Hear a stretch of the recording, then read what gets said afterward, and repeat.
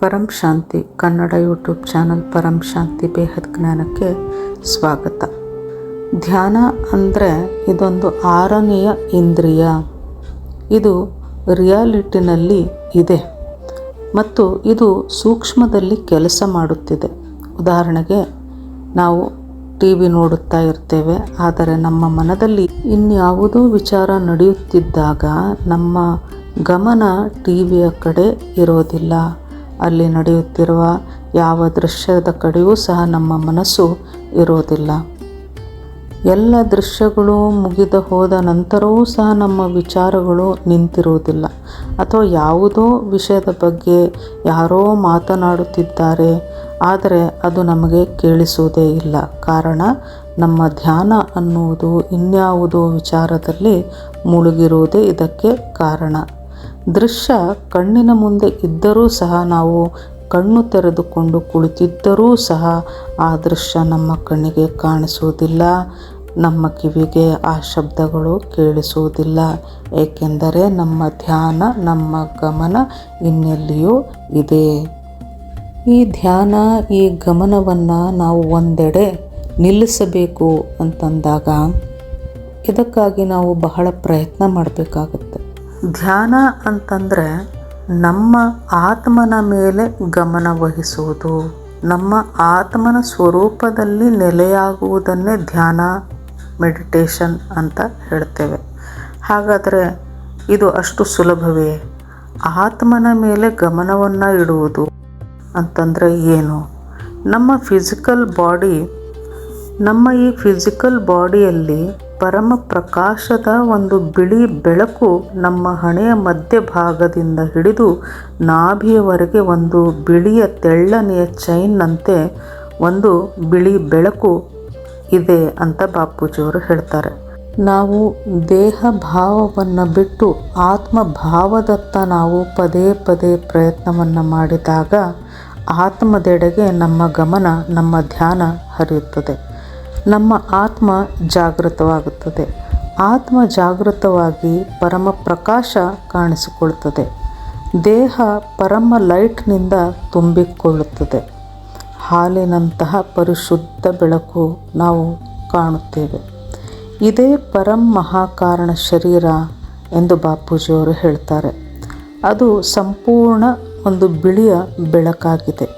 ಹೀಗೆ ಈ ಅನುಭೂತಿ ಹೆಚ್ಚಿದಂತೆ ನಮ್ಮೊಳಗಿನ ಎಂಟಿ ಸ್ಪೇಸ್ ಎಲ್ಲವೂ, ಅಂದರೆ ನಮ್ಮ ಶರೀರದ ಒಂದೊಂದು ಕಣದಲ್ಲಿ ಸಂಪೂರ್ಣ ಪರಮ ಪ್ರಕಾಶವೇ ಆವರಿಸಿಕೊಂಡಿದೆ ಎಂದು ಧ್ಯಾನಿಸುತ್ತಾ ಹೋದಾಗ ಆಗ ನಮ್ಮ ಸ್ಥೂಲ ಶರೀರವು ಶಕ್ತಿಯಿಂದ ತುಂಬಿಕೊಳ್ಳುತ್ತಾ ಹೋಗುತ್ತದೆ ಮತ್ತು ನಮ್ಮ ಒಳಗೆ ಆ ಪರಮ ಪ್ರಕಾಶದ ಶರೀರ ಸಂಪೂರ್ಣವಾಗಿ ನಮ್ಮನ್ನು ಆವರಿಸಿಕೊಂಡು ನಿಧಾನವಾಗಿ ನಮ್ಮ ಸೂಕ್ಷ್ಮ ಶರೀರ, ಕಾರಣ ಶರೀರ ಮತ್ತು ಮಹಾಕಾರಣ ಶರೀರ ಚಾರ್ಜ್ ಆಗುತ್ತಾ ಹೋಗುತ್ತದೆ.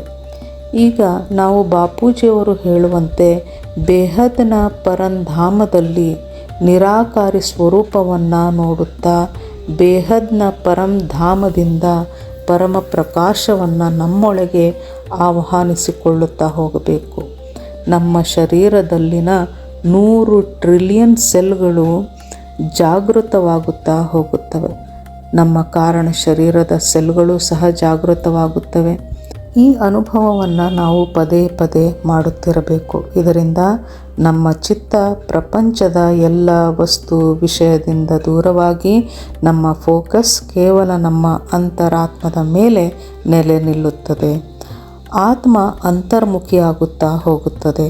ಹೊರ ಪ್ರಪಂಚದಲ್ಲಿ ಏನೇ ಕೆಟ್ಟದ್ದು ಒಳ್ಳೆಯದು ಏನೇ ಆದರೂ ಅದು ನಮ್ಮ ಮೇಲೆ ಅಗಾಧ ಪರಿಣಾಮ ಬೀರುವುದಿಲ್ಲ. ನಾವು ವಿಚಲಿತರೂ ಸಹ ಆಗುವುದಿಲ್ಲ. ಇದೆಲ್ಲ ನಾವು ಆತ್ಮಸ್ವರೂಪದ ಪ್ರಾಕ್ಟೀಸ್ ಎಷ್ಟು ಹೆಚ್ಚು ಹೆಚ್ಚು ಮಾಡುತ್ತಾ ಹೋಗುತ್ತೇವೆಯೋ ಅದರ ಮೇಲೆ ಇದೆಲ್ಲವೂ ಅವಲಂಬಿಸಿದೆ. ಬಾಪೂಜಿಯವರು ಹೇಳುವಂತೆ ಈ ಪ್ರಾಕ್ಟೀಸ್ ಸದಾ ಮಾಡುತ್ತಾ ಹೋಗ್ತಿರಬೇಕು. ನಮ್ಮ ನಿದ್ದೆಯೂ ಕೂಡ ಯೋಗ ನಿದ್ರೆಯಾಗಬೇಕು ಅಂತ ಬಾಪೂಜಿಯವರು ಹೇಳ್ತಾರೆ. ನಾನು ದೇಹವಲ್ಲ, ನಾನು ಆತ್ಮ, ನಾನು ಆತ್ಮ ಕುಳಿತಿದ್ದೇನೆ, ನಾನು ಆತ್ಮ ಓಡಾಡುತ್ತಿದ್ದೇನೆ, ನಾನು ಆತ್ಮ ಕೆಲಸ ಮಾಡುತ್ತಿದ್ದೇನೆ, ನಾನು ಆತ್ಮ ಸದಾ ಆತ್ಮ ಸ್ವರೂಪದಲ್ಲಿಯೇ ಇರುವುದನ್ನು ಅಭ್ಯಾಸ ಮಾಡಬೇಕು. ದೇಹದ ನೆನಪು ನಮಗೆ ಆಗಲೇಬಾರದು. ಇದೇ ವಿಧಾನದಿಂದ ಪ್ರತಿಯೊಂದು ಆತ್ಮವು ಕೂಡ ತನ್ನ ಆತ್ಮಶಕ್ತಿಯನ್ನು ಹೆಚ್ಚಿಸಿಕೊಳ್ಳುತ್ತಾ ಹೋಗ್ಬೋದು. ಆದರೆ ಇದಕ್ಕೆ ಬಹಳಷ್ಟು ಅಡೆತಡೆಗಳು ಬರುತ್ತವೆ.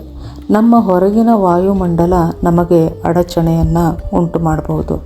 ನಮ್ಮ ಸಂಚಿತ ಕರ್ಮ ಬಂದು ನಮ್ಮನ್ನು ನಮ್ಮ ಮಾರ್ಗದಿಂದ, ಅಂದರೆ ಈ ಧ್ಯಾನದ ಮಾರ್ಗದಿಂದ ನಮಗೆ ಕೆಳಗೆ ಇಳಿಸಬಹುದು. ಯಾವುದು ಏನೇ ಆಗಲಿ, ಈಗ ನಮ್ಮ ಬಳಿ ಬಾಪೂಜಿಯವರ ಜ್ಞಾನ ಮಾರ್ಗವಿದೆ, ಬೇಹದ್ನ ಜ್ಞಾನವಿದೆ. ಯಾವುದೂ ನಮ್ಮನ್ನು ನಮ್ಮ ಮಾರ್ಗದಿಂದ ತಡೆಯಲು ಸಾಧ್ಯವಿಲ್ಲ. ಖಂಡಿತ ನಾವು ಬೇಹದ್ನ, ಅಂದರೆ ಅವಿನಾಶಿ ಪರಂಧಾಮಕ್ಕೆ ಹೋಗಬಹುದು. ಈ ಮಾರ್ಗದಲ್ಲಿ ನಡೆಯುವಾಗ ನಾವು ಯಾರ ಪ್ರಭಾವಕ್ಕೂ ಸಹ ಒಳಗಾಗಬಾರದು. ಕೆಲ ಆತ್ಮಗಳು ತಮ್ಮ ನೆಗೆಟಿವ್ ಪವರ್ನಿಂದ ನಮ್ಮ ಮಾರ್ಗವೇ ತಪ್ಪೆಂದು ವಾದಿಸಿ ನಮ್ಮನ್ನು ವಿಚಲಿತರನ್ನಾಗಿ ಮಾಡಬಹುದು.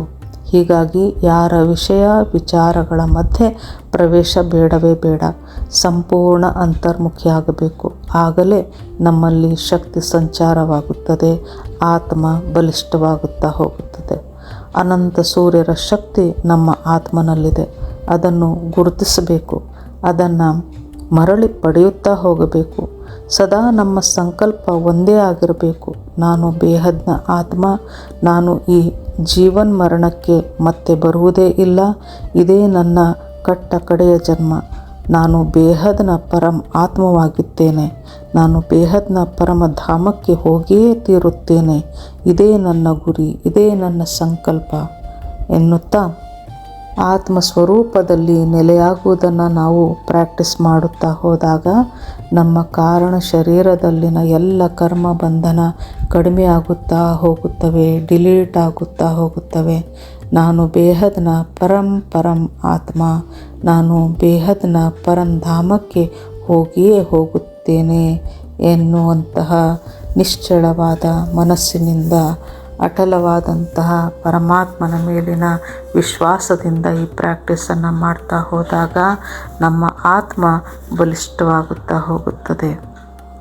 ಇದರಿಂದ ಕರ್ಮಗಳಿಂದ ಮುಕ್ತಿ ಹಾಗೂ ಮರಣದಿಂದ ನಮಗೆ ಮುಕ್ತಿ, ಜೀವನ್ಮುಕ್ತಿ ಆಗುತ್ತದೆ. ಪರಂ ಶಾಂತಿ.